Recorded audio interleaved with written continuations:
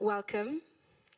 It is now 4 o'clock and the start of the session that you guys have come to see. My name is Nelufar Hedayat. I'm the correspondent for the Doha debates, a journalist and a filmmaker, and it is my pleasure and honor to welcome both my panelists and all of you here today. Now, this discussion is going to specifically focus on the prospect for girls and women in Afghanistan in the new reality that they have stepped into. We're going to cover a lot of ground, but I wanted to set the scene so we all know where we stand. Over the next 50 minutes or so, we'll give you a vision of how Afghanistan could look in the coming years. Key events are and are not taking place that will determine the livelihood, the well-being, and the survival of millions of people. Women in particular are seeing that this moment is in fact a crossroad for them, for their rights that they fought so hard for to keep, and people on the panel here today have fought for those hard-won rights, and for the ability to express themselves and live with their human rights intact. Their representation in government and their ability to practice working in society are on the line. Their mere existence, visibility, participation is at risk. As Afghan women continue to fight for their rights within this new landscape, what steps do activists, politicians, scholars amongst us take to fully have fair and inclusive society in Afghanistan? That's the parameters within which we're having this conversation.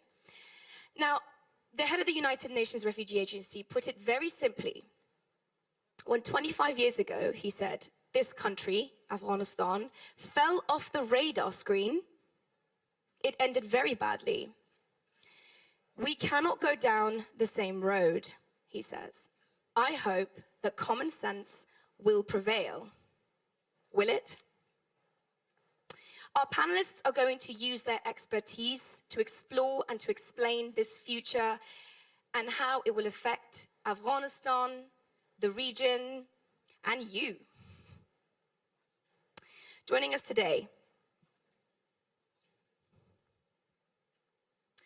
I'm just going to go down the line. So Dr. Omar Suleiman is an Islamic scholar who has also been to numerous war zones and refugee camps, who has done a lot of work on Afghanistan, weighing and understands the context within which to explore religion, politics, and I don't know whose phone that is, I apologize. He's going to focus specifically on religion and the politicization of religion. Next to him is Fawzia. My notes are changing as I'm speaking, so bear with me, I don't know why this is happening. Fawzia Koofi, the former vice president of the Afghan parliament, she introduced the notion that girls being denied an education is in fact an act of violence and must be protected under law. We have Dr. Dalia Fahmy, professor of political, well, we've missed out someone quite important in the middle there. I bet that's never happened to you. Malala Yousafzai is a Nobel Peace Prize laureate. Malala started asserting her right to an education at the age of 10 in Pakistan and is now a campaigner for women and girls' education across the world. She's a co-founder of the Malala Fund. I was very keen to get to you, Dalia, Dr. Dalia, that's what it was. Dr. Dalia Fahmy is a professor of political science in Long Island University and a visiting scholar at the Center for Study of Genocide and Human Rights. And her expertise are going to help us understand the gendered nature of authoritarian control and how the mechanisms of social control are fought on the body of women. And last but not least, Fatima Gailani is an Afghan political leader and women's rights advocate who previously served as president of the Afghan Red Crescent Society. She was one of the key people in Afghanistan's negotiations in the peace talks with the Taliban in 2003 and has subsequently been part of important jirgas, meetings and discussions to do with the Taliban rule and a change of regime. Can we please have a round of applause for our panelists?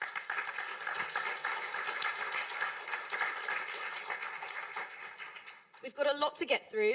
A lot of the agenda for this conversation changed only days ago with the recent precedents. But I want to take you to the 23rd of March. The Taliban shocked the world by reneging on their promise, a promise to allow girls their basic human right to an education in secondary schools. So this is a question that I would love to go around and ask everybody, starting with you, Fatima John.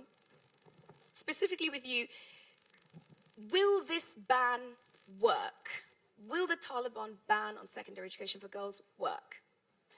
Bismillahirrahmanirrahim. It's an honor to be here. It is nothing that anyone could ban. Education is not just a right for a Muslim person, man or a woman. It is an obligation. It is the first order of God. No one on earth could ban it. No one on earth has the power to stop it. We have to do something about it.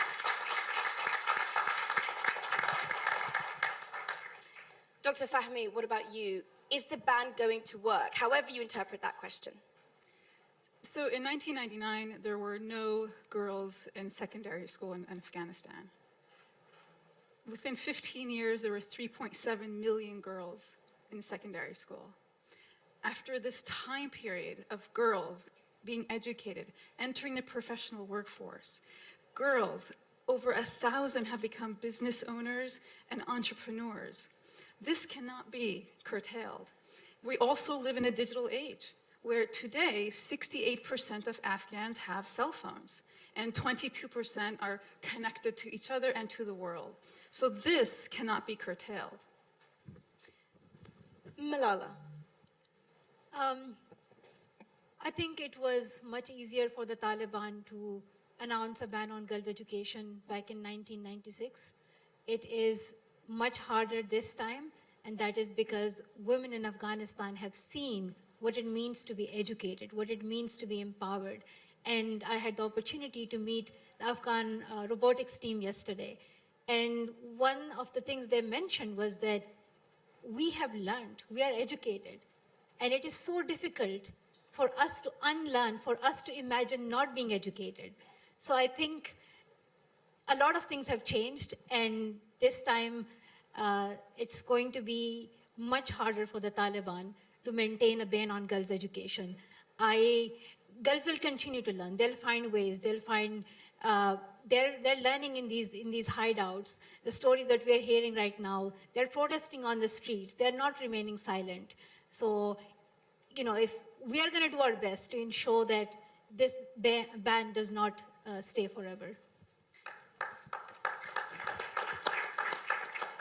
Fawzia Koofi, will the Taliban ban work in any measure, in any way? I mean, it won't, it perhaps can't be escaped, right? Girls are going to go to school. My aunt, my Amma from my father's side, is a headmistress in Afghanistan. She said to me, I spoke to her a few days ago, she said, they've banned us before, they'll ban us again. It isn't that, it's can we do it legally? I put that to you. Bismillahirrahmanirrahim. I would like to first thank all the organizers, especially among the organizers, for this specific panel, Malala and her team, and also Doha Forum and the Ministry of Foreign Affairs of Qatar, for trying to include this specific and important topic in the agenda with such a distinguished panelist that we are honored to be member. 5 million children in Afghanistan, 5 million girls don't go to school. But it's not about 5 million girls. It's about the country's security, economy, and the future prosperity of Afghanistan. When we are talking about girls' education or women's rights, it's not just a social or a political issue. It's about the security of a country. And they are doing so under the name of the same religion that rescued girls from being buried alive. It's about enlightenment. I don't need to speak in front of all these distinguished religious scholars, but the religion that has taught me to read from the time that it came to earth. It was about reading how could anyone in this world, in 21st century, in a very transformed nation, stop girls from going to school.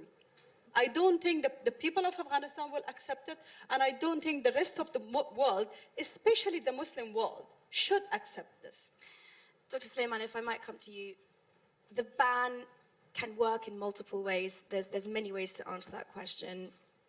The main issue is, how are we going to make it legal again? Because it's one thing to make a decree, as they have done in the past. It's another thing to, I mean, you have to understand that the gravity of the situation. Girls got up one morning, put their uniforms on, went to school, and were shunned at gunpoint.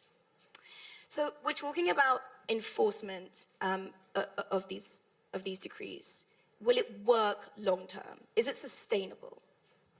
So just to correct one thing in the introduction, I haven't done a lot of work on Afghanistan, unfortunately. I do, however, see the resilience of the people of Afghanistan, and it is an inspiring resilience. And I connect it to some of the resilience that I've seen in other places in the world. And I share this story of a young girl, I've shared it in multiple settings, named Rahaf, a Syrian refugee who lives on the outskirts of Jordan, who, when we were bringing aid to her, said, I don't want aid, I want a school bus. I want to be able to go to school. And she said she wants to be a lawyer. When I asked her why she wants to be a lawyer, she said, because I want to grow up and prosecute Bashar al-Assad for war crimes in the International Criminal Court. And what I saw in her eyes, I was like, that type of resilience is divinely generated in a person. And so I don't think it'll work long term, inshallah. I don't think that the people will accept it. I don't think there's any Islamic precedence for it. I think that the foundation of banning women, banning girls from going to school is such a flimsy foundation. It can't hold up religiously, culturally, or politically. However, I'll just say one more thing, that I think it's important to understand, to your point, that it's not just their future, it's their food. And so there are 13,000 babies that have died due to the economic sanctions from January that will never go to any school. And so you have to solve the problem of the food and the future and put pressure on all parties to give a better future for the people of Afghanistan. Imam Suleiman, if we could just maybe do this as a quick fire round, if that's okay. Yes. Does the Quran say that girls can't get an education? Absolutely not. Where in the Quran does it say women can't get an education? Nowhere. Is it possible, is it common for people in the Islamic world or Muslim countries to ban girls from education? No. Is this a tradition within Islam? No, absolutely not. Okay. Am I done with the panel? All right.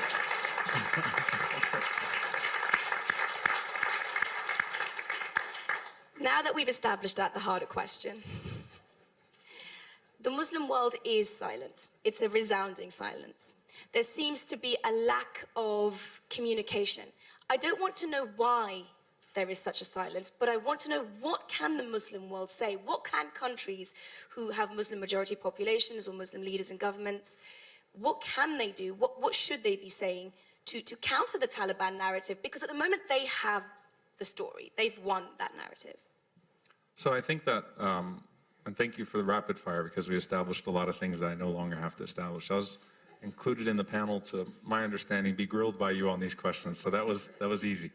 But I think that I think people are looking for consistency, and they're looking for a human rights discourse that addresses these issues holistically. I think that it's important, obviously, for there to be pressure, internally, externally, to center those voices within Afghanistan and to bring out, I mean, this is not an issue of religious interpretation in my mind, in that it's not like they have a verse in the Quran that says you have to ban women from going to school, that we have to come up with another ayah that says, no, you have to put women in school.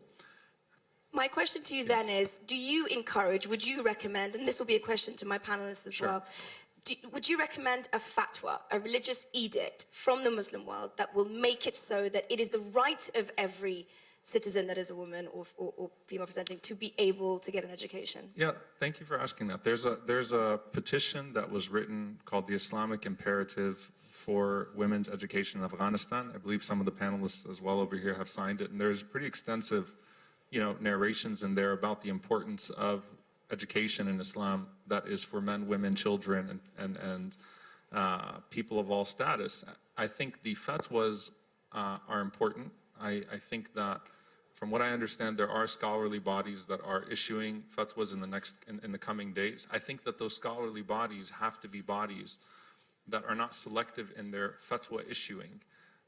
And so I think this is just overall, when I say there has to be a consistency in our discourse, you cannot claim to care about the future of Afghanistan if you don't care about the food in Afghanistan. And so I think what's important for us as religious voices is to actually be those people that have the consistency that politicians don't, that have politicized education, that have politicized economic aid, that have politicized just basic human dignity. The religious voices should be the consistent voices to put pressure on all parties and hold them all accountable. Fawzia, Koofi, if I might come to you, we've heard a lot about what the Islamic world can do. What about the global north? Afghanistan, the rights of girls' education has been a political football for quite a while. And when certain large nations, for example, the United States, the United Kingdom, where I'm from, have wanted to engage, this has become a hobby horse for them. So to you first, Fawzia, and then to Malala, what should the global north be doing? What should countries outside of the Muslim world be doing? Well, I think the global community, along with a lot of us inside Afghanistan, have developed a narrative for the past few years that perhaps Taliban have changed and they have become more moderate, and we need to give them the chance because we were tired of more than 4 decades of war. And let's accommodate their views. Let's give them a chance and include them into the political system. And that's why the Doha negotiations started, which I was also part of it, to give Taliban a chance to adapt based on a new Afghanistan and end the violence. The narrative we have developed was Taliban have changed. They have become moderate. They are more open to some of the issues that they were extreme in 1996. And I remember when I first met Taliban in 2019 in Moscow, one of the Taliban, who is the Minister of Mine and Industry now, Sheikh Dalia, clearly said, and Mr. Karzai is here, he was in the negotiation, in that dialogue. He said, from our perspective, and he was supposed to explain the Taliban's position. He said, from our perspective, women can be ministers, engage in politics, in economical affairs, up to prime minister, there is no problem. Am I quoting him right? That's what he said, and we tend to believe him. So that's why we gave him the chance, and we asked. Do you recognize that that was perhaps an error at this point, that the global north, and in those discussions, perhaps you believed a little more than you should have? That's what I'm trying to say. We have all trapped into the narrative that we have created, and now we are faced with a situation where they have failed to deliver. And honestly, I must say that the world has failed to deliver to the people of Afghanistan. Not only to the women, but to the people of Afghanistan. Malala Yousafzai, if I can come to you next. We have gotten into it now to understand that the risks, what the future of Afghanistan can look like if the people in this room and those here at the forum don't make the requisite changes. But you've spent some time with the Afghanistan girls robotics team. You know what an education can do. I want to create a little island of hope. What would happen if every girl, every woman in Afghanistan had the same access as they did? And more so, how would that transform the country when it came to the workplace, access to public spaces, and so on? Because school is the first place you go to as a young person outside of your home. And so depriving young women of that is essentially telling them that they don't belong in public. If you can speak on that. Afghanistan has gone through wars and conflicts for decades. There are generations in Afghanistan who have not seen peace for that long enough in their lives. And the only hope that Afghanistan has right now is education.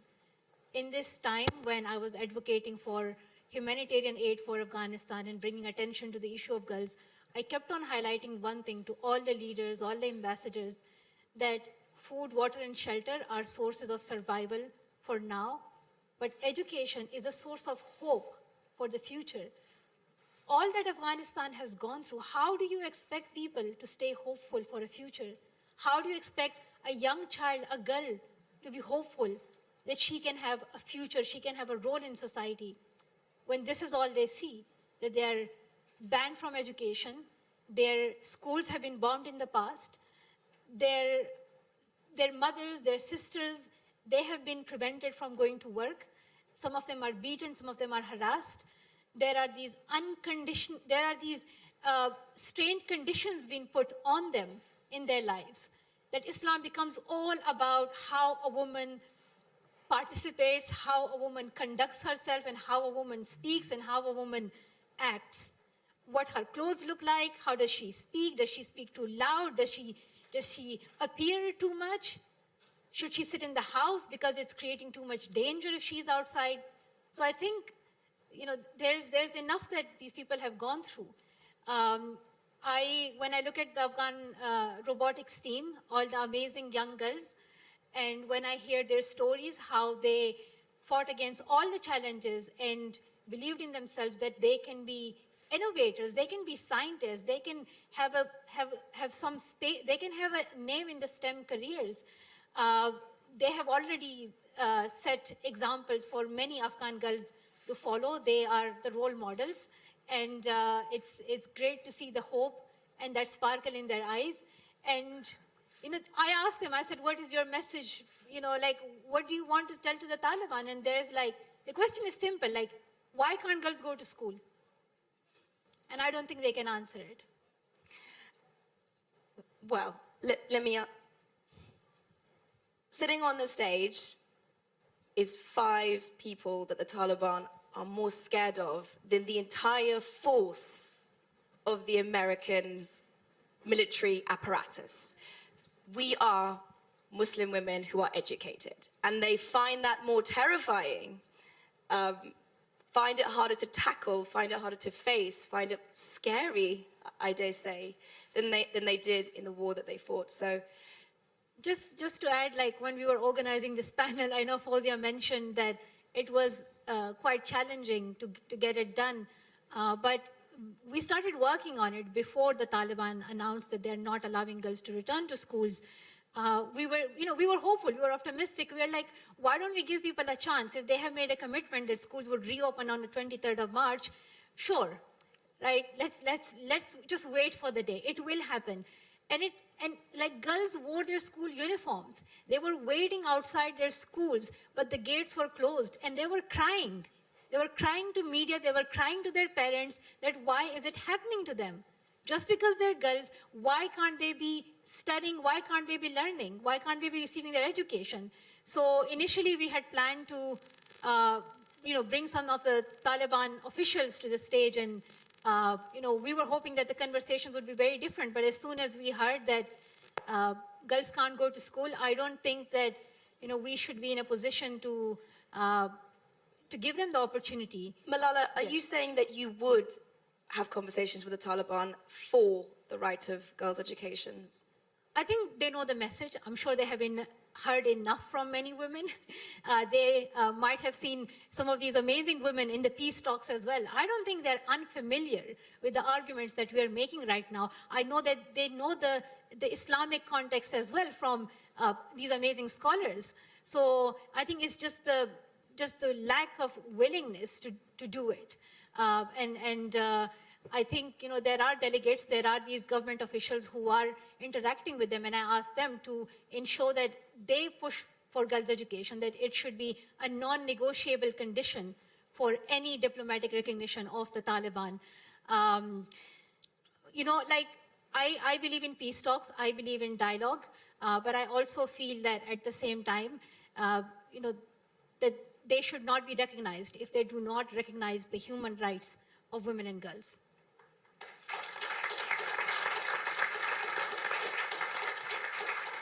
I mean, let's just acknowledge for a moment there that Malala was willing to sit and talk to the Taliban. and talk to the people that had put your life in danger, your friend's life in danger, and so much more. That's the fight that the panel here are trying to have. Dr. Fahmy, what will be the long-term economic and social consequences for the generations of women if the situation with the education persists? So talk us through what we could see in 5-10 years. So this is not just about education. It's about women in public life and what it means for women to be in public life and how that challenges the status quo. And so it's not just about education. The plight of women in Afghanistan is not different from the plight of women throughout the world, where, for example, in the United States, women entering into politics were seen as social agitators, suspect citizens. In Afghanistan, in a very short period of time, they were able to redefine politics. 27% of the parliament were women. And so for the new leadership to come in, it's not just about education. It's about returning to a status quo that contains social control. Authoritarianism is gendered. It's the state, men, and then women. And in order for authoritarianism to work, you need to have the state control of men through women. And so if the state can tell women what they can and cannot do, what they can and cannot read, forcing them to burn books, that they can't move into the public sphere, essentially what they're trying to do is say, we are the father of the nation, you are now absent. So it's not just about education. Fatima, Gailani, I want to come to you, and then I want to take that point on with you, Dr. Suleiman. There seems to be a lot of talk of trying to help, but most of those are platitudes. Most of those are people who want to wish well, perhaps make a post, a press release, or an announcement. With your experience in the NGO sector in Afghanistan, what can be done to try and at least mitigate the risks that have been outlined by the panel so far?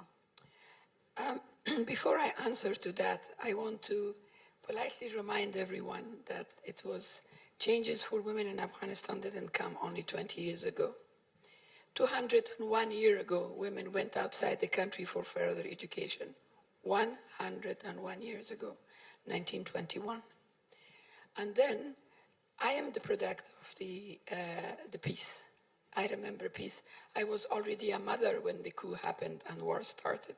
I've already had done my MA when this happened. It will be injustice to those women and will be injustice to those leaders that they brought those changes for women in Afghanistan if we don't remember them. I am a 68-year-old woman.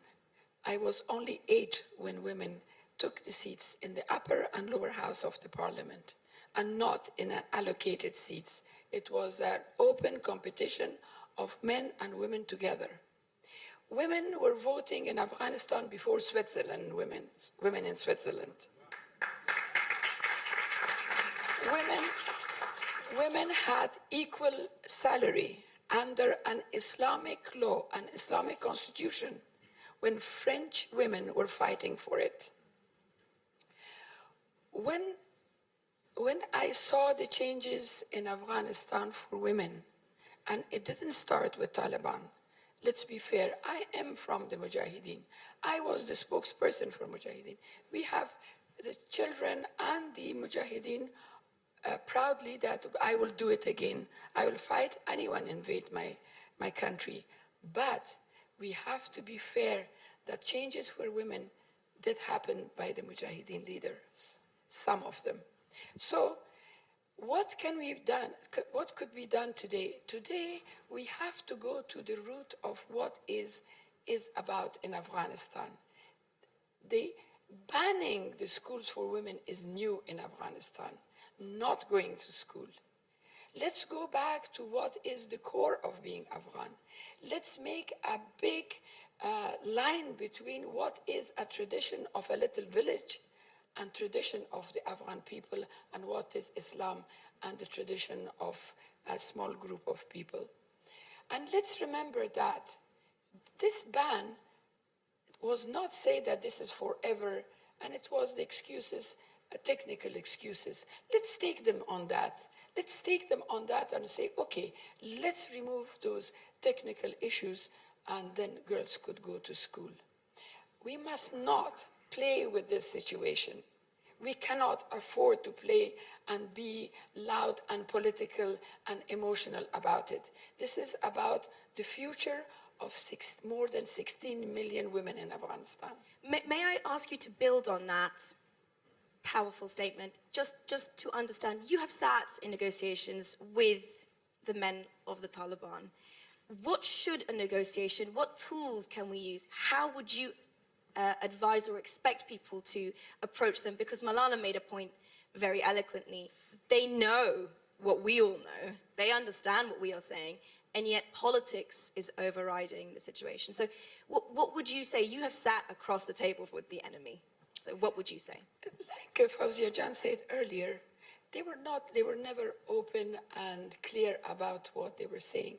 The times that they were making promises was totally different from the time when we were officially sitting. They were not clear the same way that they were not clear now that this is a permanent ban, and thank God for it. So that's why I believe in the power of negotiation. And I don't want any man, Talib or un-Talib, to be scared of us. What I want, that they will take us seriously, that we are a huge and important part of Afghanistan, and we will not be neglected at all. Indeed. Imam Suleiman, if I may pick up on something that was said earlier by Dalia, this idea of the state exercising its beliefs or its power on the body of women.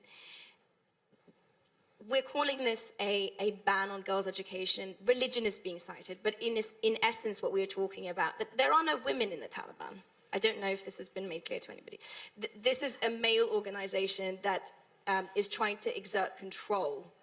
And one of the ways to control the population is through the women, as an argument that's been made. This patriarchal system is using religion to tell the people how it works. And it's a vicious cycle. So people can't read or write, they can't read the Quran, they don't know what their rights are, they continue to be ignorant and are told by Taliban. How do we interrupt those systems where religion is used as politics to ban women from work, to stone them to death should they be thought of as having boyfriends or committing adultery? How do we change that? Because we live in a world with the Kardashians. How do you ban education when we live in a... I'm sorry, that's probably just a little issue that I have in my head. I'm kind of lost on the question now, to be honest with you. How can the Taliban ban girls' education and say that it is part of a system that is relevant to today, when we also live in a world where women are free to do whatever they want? How can power be exercised on their bodies? So having been sort of, in the corner and asked multiple times in a post-9/11 world in the United States, how can this be happening? And how do they justify the suicide bombings? And how do they justify this? And how do they justify that? I think it's important to unpack not just the religious interpretation, but the causes that are outside of religion that then get window dressed with religion, that then get banned or blamed on every single religious figure. And so it puts every religious figure in a very unfair position. I remember having to defend, how come women can't drive in Islam, right? So is it that every single time a country does something, or a regime does something in the name of Islam, that every single Muslim is going to have to be asked about it? It's just not a fair premise. And so I think, to the point of Sister Fatima at the end of this, that, we can't talk about some benevolent 20 years of occupation in Afghanistan that somehow uplifted the country out of the darkness. There's darkness that existed before, some of it that is inherently there. There's darkness that came with the occupation, the murder of multiple innocent people, the current economic sanctions, the malnutrition. That is heresy religiously as well. I'm interested in that as a religious scholar, the dignity of human beings that are being starved to death. And there's heresy and there's problems with then robbing people of a future and not giving people the right to an education and a right to uplift themselves, because as Malcolm X famously said, education is the passport to the future. You have to provide that way towards the future. So it is not a religious problem to be addressed at the surface level with a religious solution, because if you're going to do that, then I'll pull into the endless history of Islamic contribution in the public space by men and women in education and different spheres of life. But if we're addressing the current issues and the situation in Afghanistan right now, you have to begin to address it holistically, and you have to include the factors that are internal and external in addressing it holistically, and bring together religious scholars and diplomats and peace negotiators and whoever they may be. You share a stage with women who have been trying to do that for many, many years. I guess my question, if I'm going to do it less long-winded this time, is where are the men in this? I think the men are, you know, Allah subhanahu wa ta'ala, God talks about this in the Quran. Well, I'm right here, so I'll just put that out there. But I think that religious scholarship, male and female, should insist on proper religious interpretation, and consistent, moral-driven human beings that are male and female should insist on holistic solutions to these problems, and insist on the dignity of the people, and not politicize education, not politicize economic aid, not politicize food and drink and safety and water, not politicize any of those things, and instead bring it forth and talk about how religion can be used to be part of the solution, and not instead be, you know, disguising you know, multiple problems that exist that are not religiously inspired. Malala Yousafzai, if I could come to you with a similar question. There are issues to do. The Taliban are the government, or certainly the power, who are de facto responsible for the well-being. They are responsible for the well-being of Afghans, whether we like it or not. That's where we are. But there seems to be a lack of representation or an effort made by people who can go into those spaces with the Taliban, namely men who are able to have these conversations. We shared a joke, it's sort of a dark joke earlier, and said the women here on this panel are sick of going on panels like this, because we know, I am an Afghan refugee myself. I left Afghanistan in 1994. I am the product of Taliban 1.0, and numerous others of here are also refugees. Where are the men in this conversation? How can we empower the men in Pakistan, in Afghanistan, and elsewhere to actually fight this fight? Because a prosperous nation depends on the well-being of its women. I think there is a role for men, and you know, by men I would specifically focus on the ambassadors, on the politicians who are engaging in the peace dialogues with the Taliban. And I'm talking about both the countries in the global north, but also the Muslim countries as well.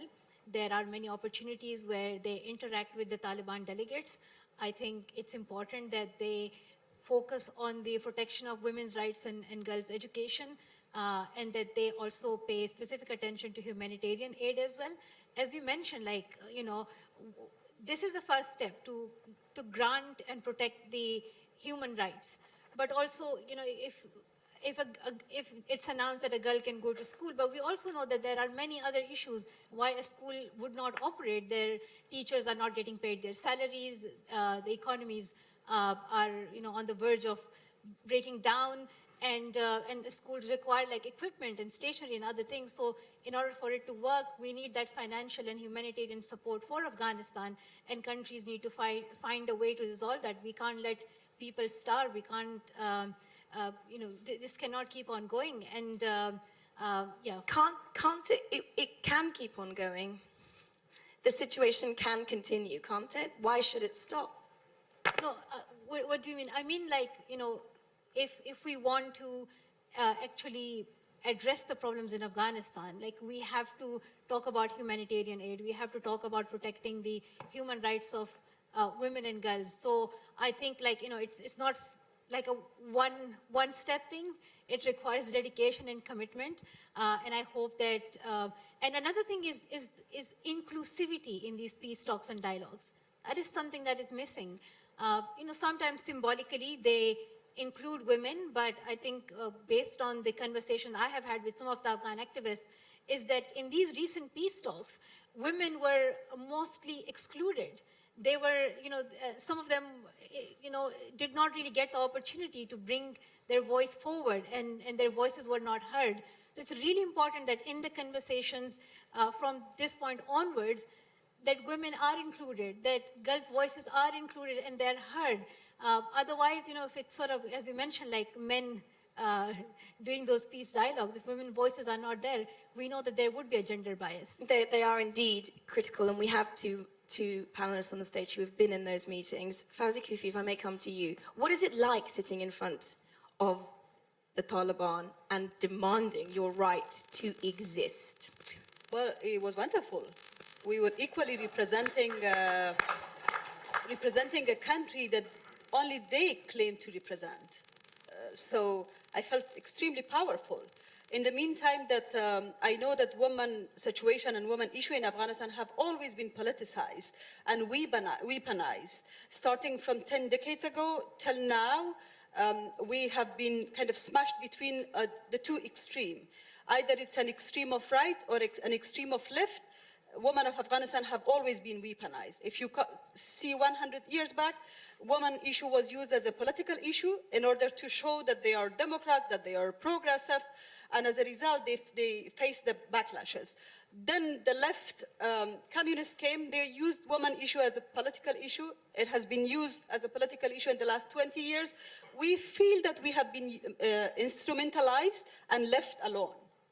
And that is the reality of life in Afghanistan. We made this education for girls so important, which is an important issue. It is a benchmark for Afghanistan progress. But that is not the only burning issue people of Afghanistan face now. We are facing a situation where Taliban have failed to deliver on any of their promises. It's a government which is not inclusive. It is not inclusive and representative of the social mosaic of Afghanistan. We are facing a situation where the constitution is in the middle of nowhere. It's in limbo. We are facing a situation where they have been able to deliver nothing on economic crisis, on social policies, but stuck to the women's clothing and uniform, and as if it's the only problem is women clothing. Women of Afghanistan people of Afghanistan, Nelufar Jan, have always been democratic people by nature. If you look at throughout the history, although the governments have used our presence as a political issue, but people have always tried to keep that democratic, living style. We have always had shuras, jargas, councils. True that probably we didn't have democracy always, but we have always been, Democrat by nature, I would say, and women have been main part of that progress. I remember, like, for instance, 11 years back when I was campaigning, and by the way, I was not elected on a quota. I was elected on a general seat, getting top votes of women all over Afghanistan. And this is Afghanistan. We are now talking about banning girls' education. And I was chairing a parliamentary forum which the members were not only women, but some of the religious scholars were sitting in that parliament and listening to the conclusion of a woman.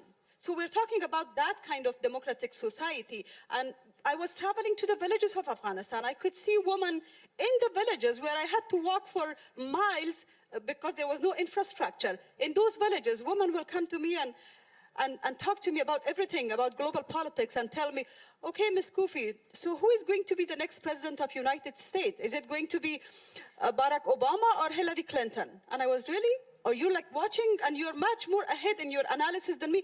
That is an Afghanistan that people always think have a different image. The image the world has is an Afghanistan, poor people, not resilient, not progressive. What we wanted to actually demonstrate in these peace talks is a moderate, actual face of Afghanistan that is able to live in peace and dignity with the world and in peace and dignity with itself. Something that we collectively all failed. And because we failed, because of the mistakes of international community, we have to be honest. We have to be frank here. It is not the people of Afghanistan who made the decision. It's the wrong politics of the world that brought us to where we are. And now the world are watching us.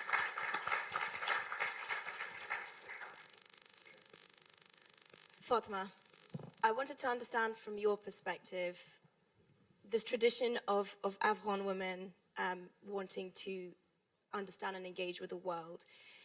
The story that the world tells about us Afghan women does not reflect our experiences. Fawzia Jan is absolutely right. When I was a commissioner in the Constitution, when I traveled to many villages, very, very remote districts, men and women, and especially women, because their future was about to have a drastic change, were so aware of what a constitution is and what exactly they want in that constitution. I was amazed. Some of these women were illiterate, but they knew that a constitution is a contract between people of Afghanistan and the future government of Afghanistan. You would have been surprised. I remember a teacher in Logar. She was insisting on a parliamentary system. I was quite surprised, and I thought she meant that we should have a parliament. I said, what do you mean by parliamentary system? She looked at me and said, like Britain, like Pakistan, like India, parliamentary system. We don't want a presidential system. It is too strong and too strict. I was honestly so delighted that they knew exactly what they want. And their message was very clear. Equal right of education, equal right of work, equal right of political participation. Each and every single one of them.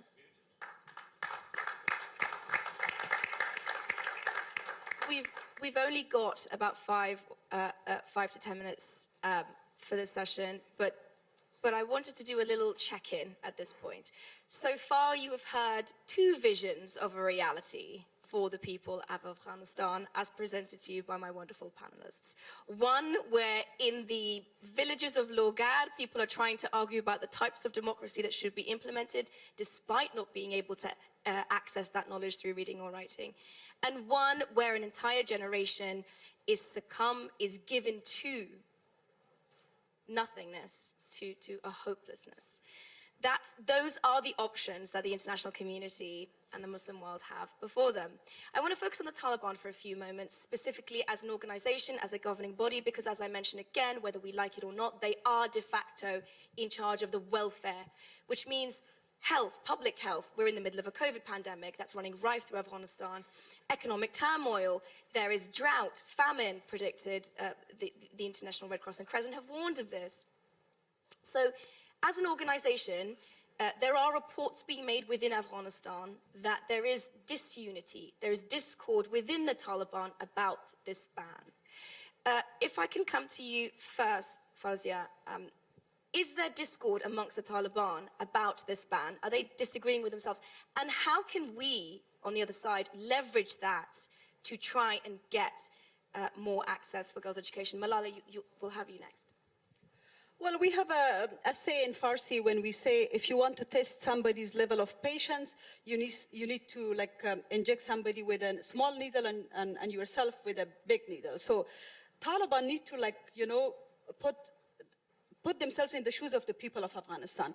They have their own girls going to the best universities in different countries.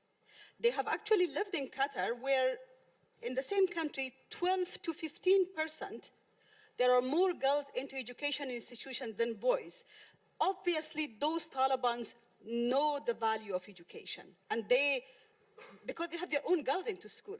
But my question is, as Afghans who love that land, why are they silent in the face of banning their own daughters from, they need to inject themselves with that small needle to see what the pain is, right? If they're injecting people with the big needle, try the small needle and see how the pain is. The pain is enormous. It was an emotional day. Malala mentioned that. I wake up as a mother to see those girls literally being stopped at the gate of the school. As a government or whatever authority you are not prepared to define a uniform in 7 months, and now you talk about uniform? Unbelievable. Of course, we know that this was a political issue between Taliban leaders. Now, the question is, how do we actually leverage this? How do we leverage this? I think it's everybody's job. There should be international pressure. There should be national pressure. We know that people of Afghanistan, despite all the security challenges, men and women, in whatever means, express their unhappiness towards this. We need some international support, as I said before, especially from the Muslim world, because if Taliban are misrepresenting my religion, I have an obligation to stand against that. And if they are doing it so under the name of the religion, while their own daughters and girls and boys go to school, but they don't want the girls and boys of Afghanistan to go to school, it's basically a genocide of a generation. We need to stop that, and stop that using the division among Taliban. I believe there is a division on this, and I'm surprised those who believe in this are silent. My call to them would be that they need to come forward and speak for Afghanistan.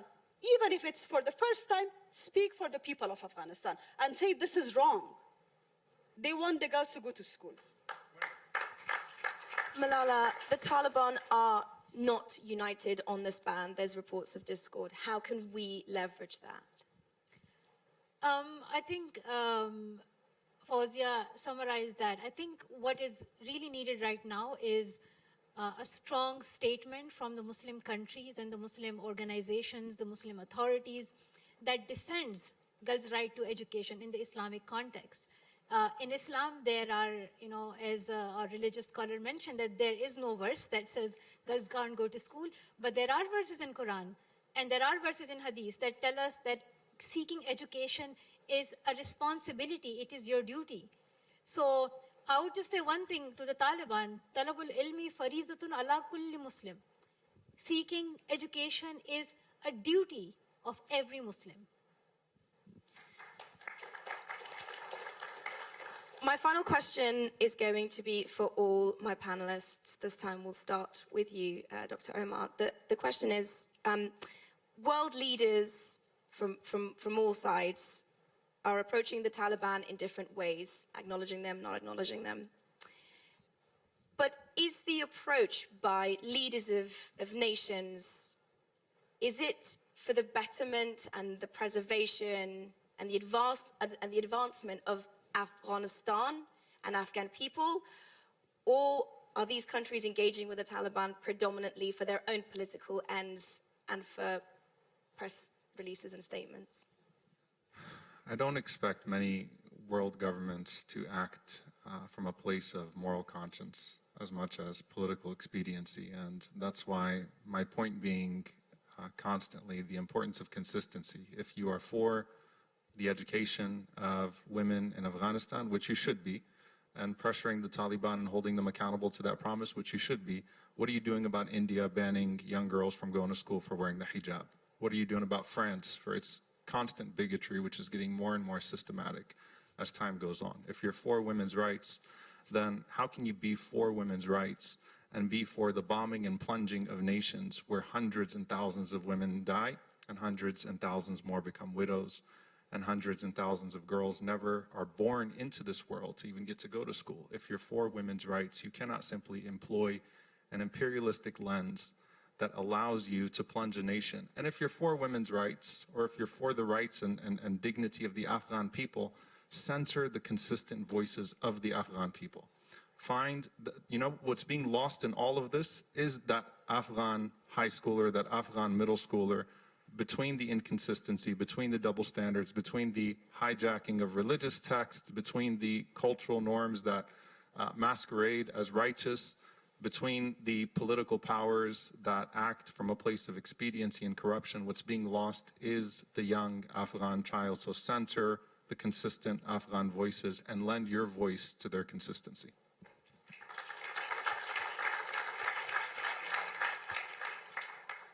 Fawzia, same question to you. Briefly, I know that the world is now focused to another awful war, which is Ukraine. And it looks as the world is only capable of handling one crisis at a time. And I know that Afghanistan is no longer making headlines, and that's why I think we think everything is fine.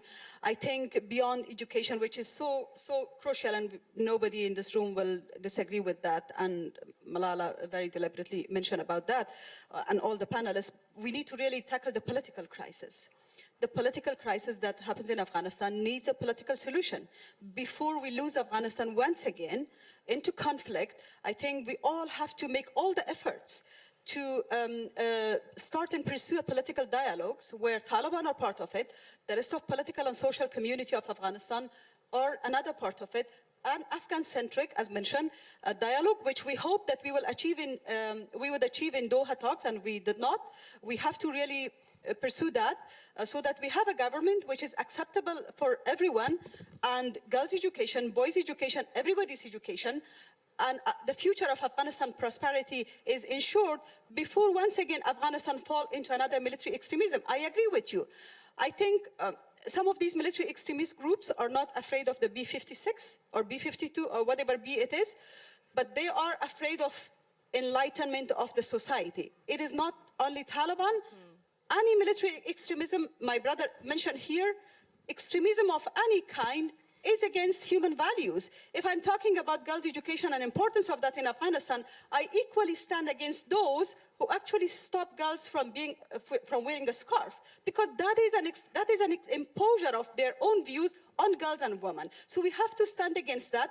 But now we are facing with a crisis in Afghanistan, an economical crisis, a humanitarian crisis, and a political crisis. Malala. I think we're all in agreement here on this panel that the objectification of women needs to stop. The politicization, the weaponization of women's issues need to stop as well. I think we need to recognize women's liberty, their voices, their presence. Like, women can make decisions for ourselves.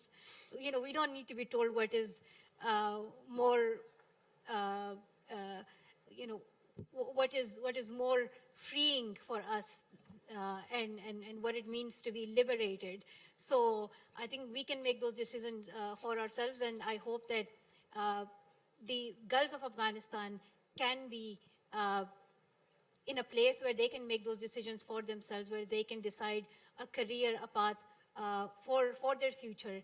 And I hope that, you know, as all our panelists mentioned, that the world is united, that they stand for the protection of human rights, but they also make a commitment towards the future and stability of Afghanistan. Like, this is not just like a one statement thing. It requires commitment. It requires commitment to financing and humanitarian aid. It also requires these countries to unfreeze the fundings and and the reserves that have been held. There are so many decisions that need to be made. So I hope that that countries take a bold stance on this, and I really welcome the countries who have recently issued statements in support of girls of Afghanistan, and they are standing against this ban on girls' education. So I welcome that, and I hope that they remain dedicated to protecting human rights and the future of Afghanistan.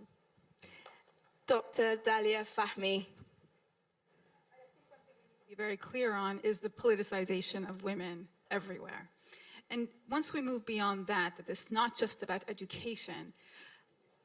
Today, 56% of Afghans live under poverty. The World Bank says 100% are vulnerable. There are generations who have only known the hum of a drone strike for the past 20 years. They have never known insecurity because the rural areas where 80% of Afghans live have been fundamentally insecure for such a long time. So we're talking about structural injustice that was embedded in this system externally for decades. Not denying, of course, the legacy of Afghanistan and the history. And so we can talk about issuing statements about education, but if we don't talk about issuing statements about reorganizing foreign policy and how it intervenes into nations, upends them, and places people in a situation where the only thing they're talking about is what women can wear, what women can read. When we are talking about burning books in Afghanistan through a population that has a legacy of education, we're not talking about simple, they couldn't go to school. This is the undermining of civil society, and the way to do it is to erase women's voices. This is on purpose, this is strategic, and it's not simply about issuing statements. We have a minute, Fatima John, but I know you're going to wrap us up in time. Well, it is very important. Your question was that when countries' representatives meet with the present regime in Afghanistan, what should they say? They should say that whenever people of Afghanistan see themselves in this government, regardless of their gender, regardless of their ethnicity, color, language, or madhab in that government, and they agree that this is now an Afghan government, the world should recognize it from the eyes and the words of Afghan people. Thank you very much. That is all the time we have for on this panel. I'd like to give a hand of applause to my wonderful panelists who have really expressed their point of view. You have been presented with two views of what the future can look like for Afghan women and its citizens, and we hope that you do everything you can in your power and capacity to make the changes that we need. Thank you for coming. Thank you.